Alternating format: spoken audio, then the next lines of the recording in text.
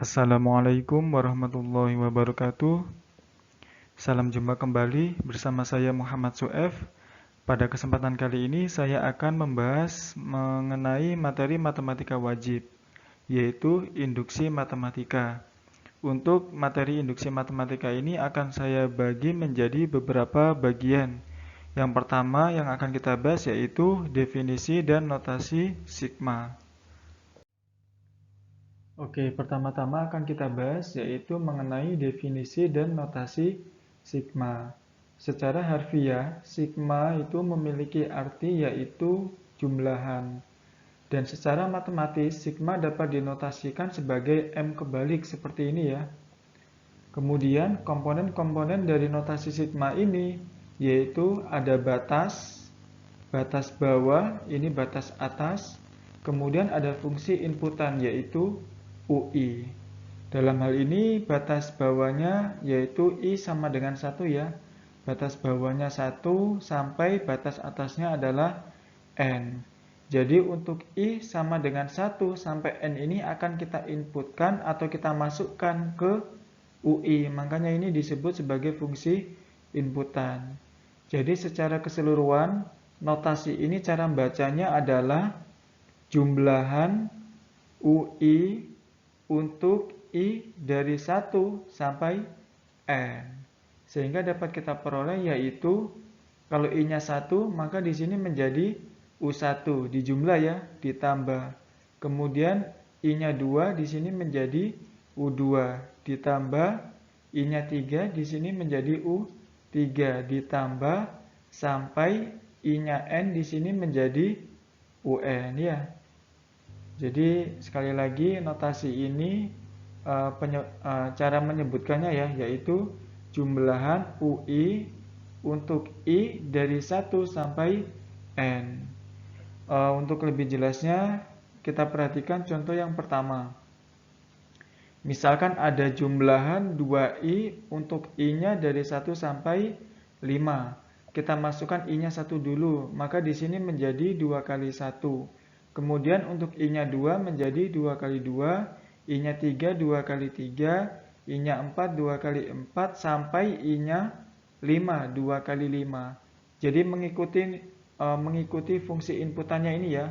Kalau ini 2I berarti ya 2 kali 1, 2 kali 2, 2 kali 3, 2 kali 4, 2 kali 5. Dan bergantung batasnya dari 1 sampai 5.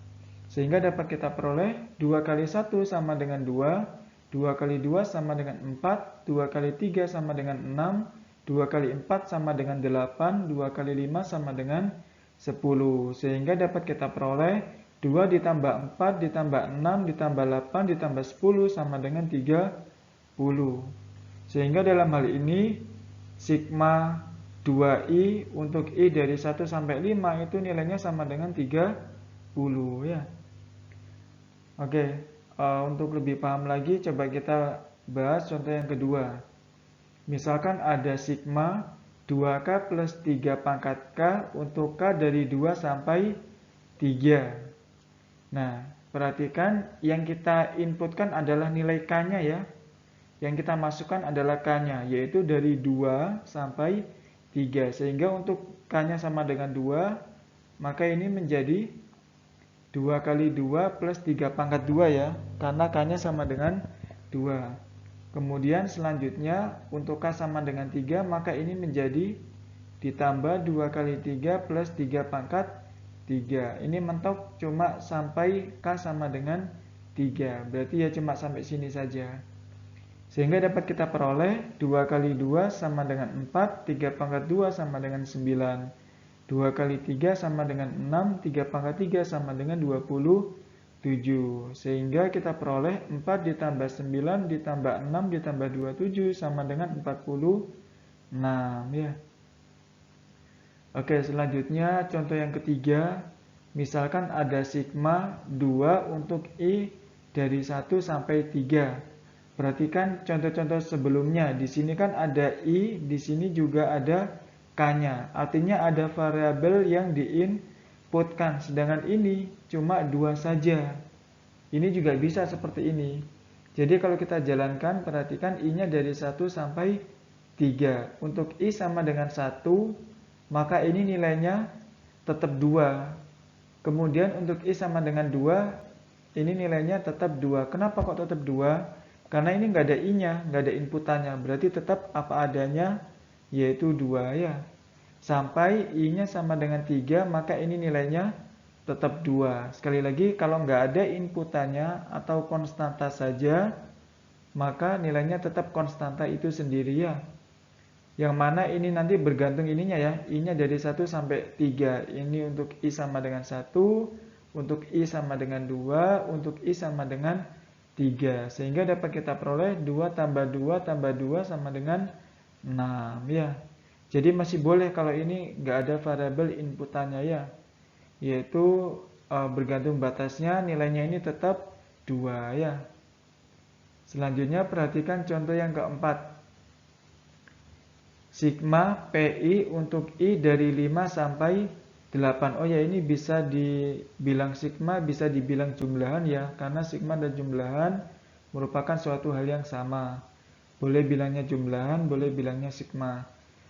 Nah, perhatikan di sini ada variabel P dan variabel I. Sedangkan batasnya itu I dari 5 sampai 8. Maka yang kita inputkan itu adalah I-nya. Untuk I sama dengan 5, maka di sini nilainya P kali 5. I-nya ya yang kita masukkan. Selanjutnya untuk I sama dengan 6, maka ini nilainya P kali 6. Sampai I sama dengan 8 ya. P kali 5 sama dengan 5P. P kali 6 sama dengan 6P. P kali 7 sama dengan 7P. Dan P kali 8 sama dengan 8P. Sehingga dapat kita peroleh 5P tambah 6P sama dengan 11P. 11P tambah 7P sama dengan 18P. 18P ditambah 8P sama dengan 26P. Sehingga dapat kita peroleh sigma PI untuk I dari 5 sampai 8 nilainya sama dengan 26P ya. Oke, selanjutnya kita bahas yaitu contoh yang kelima. Misalkan diberikan ini ya, sigma 2i minus 3 untuk I dari 2 sampai 25. Nah ini cukup banyak ya, dari 2 sampai 25. Tapi kalau kita jabarkan, kalau I-nya sama dengan 2, kita masukkan I-nya 2. 2 kali 2 sama dengan 4, dikurangi 3 sama dengan 1. Kemudian ditambah, selanjutnya I sama dengan 3, 2 kali 3 sama dengan 6.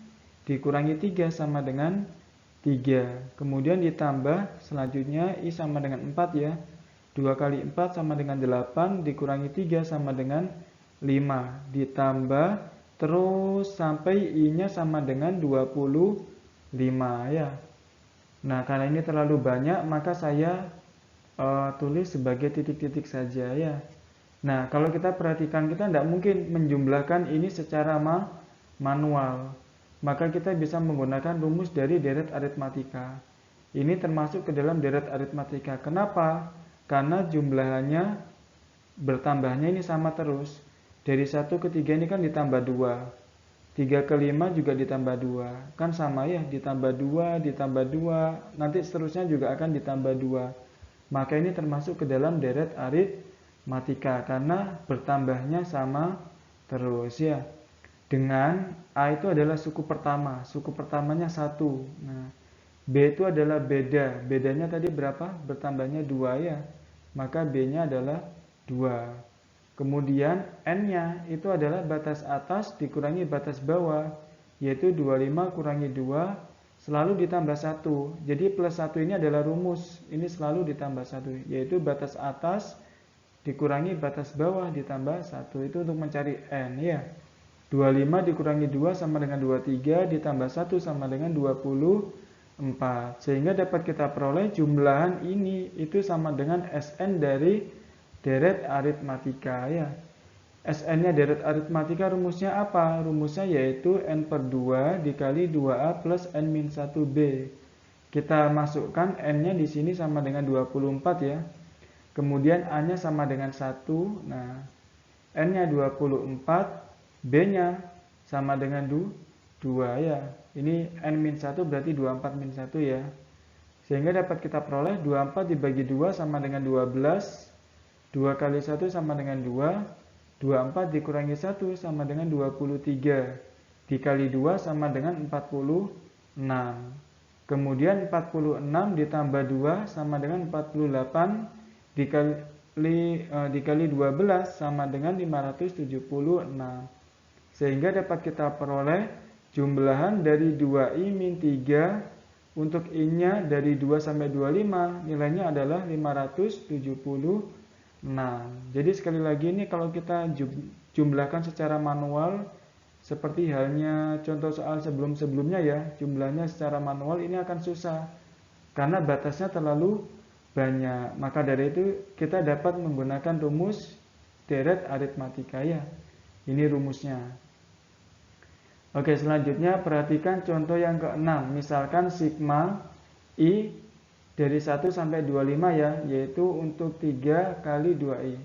Mohon maaf saya ulang lagi, sigma 3 kali 2 pangkat i untuk i dari 1 sampai 25.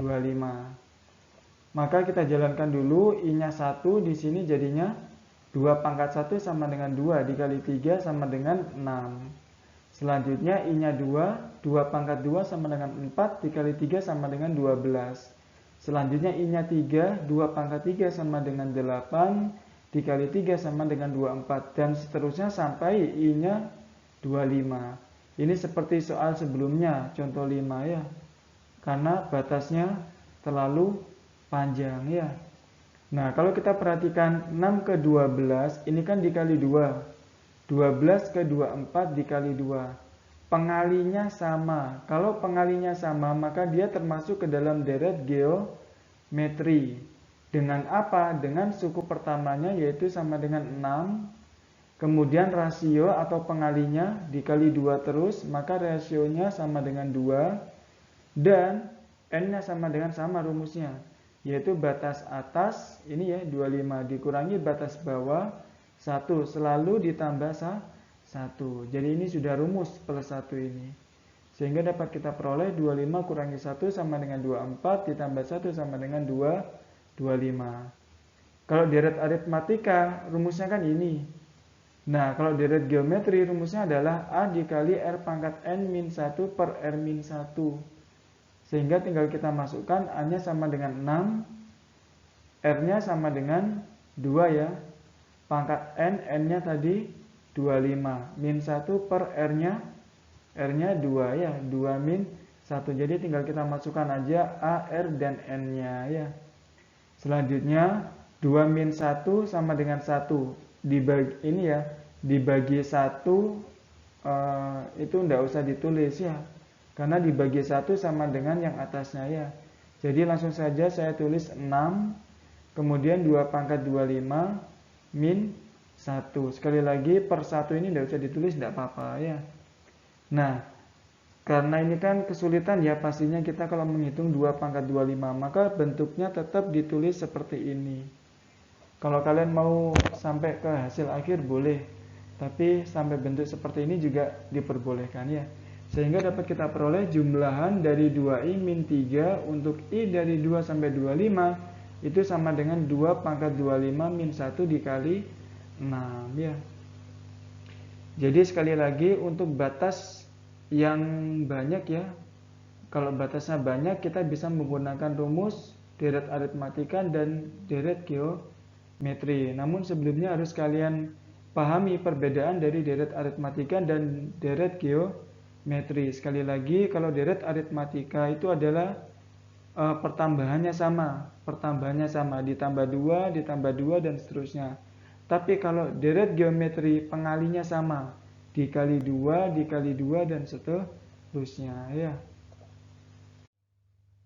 Oke, sebelum saya akhiri, di sini saya akan menyampaikan rangkuman dari apa yang sudah kita bahas ya. Yaitu kita sudah membahas mengenai definisi dan notasi sigma, yaitu sigma atau jumlahan UI untuk I dari 1 sampai N dapat didefinisikan yaitu U1 ditambah U2 ditambah U3 sampai ditambah UN. Jadi ini adalah definisi dan notasi sigma ya. Demikian pemaparan definisi dan notasi sigma dari saya. Semoga video kali ini bisa menjadi wasilah atau jalan buat kalian supaya dapat memahami materi induksi matematika dengan baik. Apabila kalian suka dengan video ini, maka jangan lupa untuk klik like, subscribe, dan share ke teman-teman kalian. Supaya teman-teman kalian juga bisa mengambil manfaat dari video ini ya. Kurang lebihnya mohon maaf dan sampai jumpa di video selanjutnya. Wassalamualaikum warahmatullahi wabarakatuh.